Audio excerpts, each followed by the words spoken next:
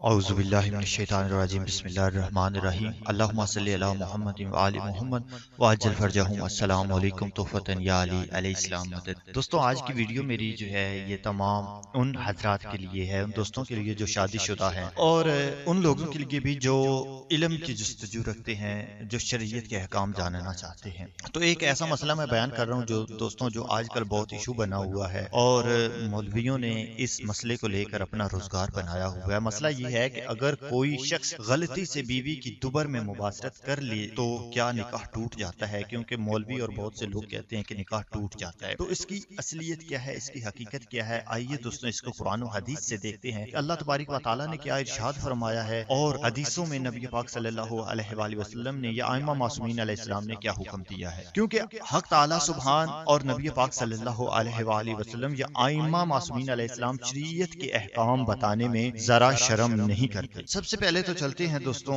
اس کی قرآن پاک کی طرف، دیکھتے ہیں کہ اللہ تبارک و تعالیٰ اس معاملے میں قرآن پاک میں کیا ارشاد فرماتا ہے۔ اللہ تبارک و تعالیٰ ارشاد فرما رہا ہے سورہ بقرہ آیت نمبر 223، نساءکم حرث لکم فأتوا حرثکم انی شئتم وقدموا لانفسکم واتقوا اللہ واعلموا انکم مولہ وبشر المؤمنین۔ تمہاری بیویاں تمہاری کھیتیاں ہیں اور اپنی کھیتیوں میں جس طرح چاہو آؤ اور اپنے لیے نیک اعمال آگے بھیجو اور اللہ سے ڈرتے رہا کرو اور جان رکھو کہ تم اس سے ملنے والے ہو اور ایمان والوں کو خوشخبری سنا دیجئے۔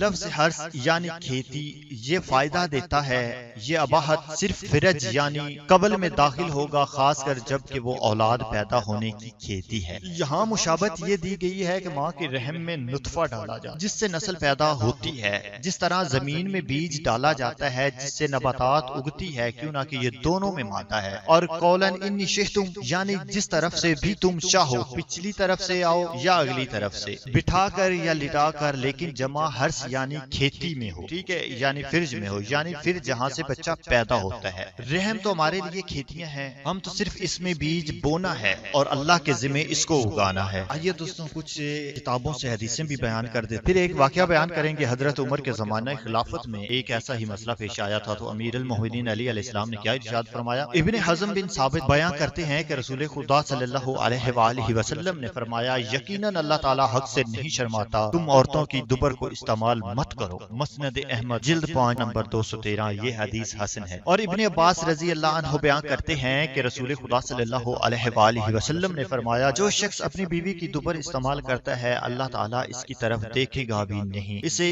ابن ابی شیبہ جلد 3 529 اور ترمذی حدیث نمبر 1165۔ ابن عباس سے روایت ہے، نیل المرم تالیف صدیق حسن خان جلد 1 151 اور 154، لیکن اگر کسی شخص نے ایسا کر لیا تو اس کی بیوی کو طلاق شمار نہیں ہوگی، جیسا کہ اکثر لوگوں میں مشہور ہے، کیوں نہ کہ اس کی شریعت میں کوئی دلیل نہیں ملتی۔ لیکن یہ ہے کہ علماء کہتے ہیں کہ اگر کسی شخص کی یہ عادت بن جائے تو بیوی کے لیے اس سے طلاق حاصل کر سکتی ہے۔ کتاب کوکب دری ہے، صفحہ نمبر 529 ہے اس کا۔ ایک شخص نے حضرت عمر کے پاس آ کر اپنی عورت کی شکایت کی کہ وہ زنا سے حاملہ ہوئی ہے۔ عمر نے پوچھا تیرا کوئی گواہ ہے؟ وہ بولا کوئی نہیں، لیکن میں اس طرح جانتا ہوں کہ ہمیشہ اس کے دبر میں جمع کرتا ہوں، اس لیے اس نے ضرور زنا کیا ہے۔ حضرت عمر نے اس عورت کے سنسار کرنے کا حکم دیا۔ جب اس کو دارالشرح سے باہر لائے تو راستے میں امیر المومنین علی علیہ السلام سے ملاقات ہوئی۔ عورت نے فریاد کی یا امیر المومنین علی علیہ السلام میری فریاد کو پہنچو کہ مجھ بے قصور کو سنسار کر رہے ہیں۔ امیر المومنین علی علیہ السلام نے اس کو ٹھہرنے کا حکم دیا اور دارالشرح میں آ کر فرمایا اے ابو حفص، مقدمات کے حکم دینے اور فیصلہ کرنے میں جلد بازی سے کام کیوں لیتے ہو، خصوصاً سنسار کرنے کے معاملات میں؟ عمر نے عرض کی یا ابو الحسن، دبر میں جمع کرنے سے عورت کیوں کر حاملہ ہو سکتی ہے؟ امیر المومنین علی علیہ السلام نے ارشاد فرمایا دونوں راستے ایک ہی مقام پر جا کر ملتے ہیں، شاید کوئی قطرہ رحم میں پڑ گیا ہو، لیکن اس شخص کو جو اپنی زبان سے دبر میں دخول کرنے کا اقرار کرتا ہے حد لگانی چاہیے تاکہ آخرت کے عذاب میں گرفتار نہ ہو، اس لیے کہ وہ سیدھے راستے نہیں چلا۔ عمر نے عرض کی یا ابو الحسن، اس مرد کے لیے آپ حد لگانے کا حکم کس لیے فرماتے ہیں؟ امیر المومنین علی علیہ السلام نے مسکرا کر فرمایا کیا تم نے وہ حدیث سرور عالم صلی اللہ علیہ وآلہ وسلم سے نہیں سنی کہ فرمایا ہے من داخل الامر تاہو فی دبر عقب اللہ فی النار، یعنی جو کوئی اپنی عورت سے پیچھے کی طرف سے نزدیکی کرے اللہ تعالیٰ اس کو اوندے آتش دوزخ میں ڈالے گا۔ نیزہ ارشاد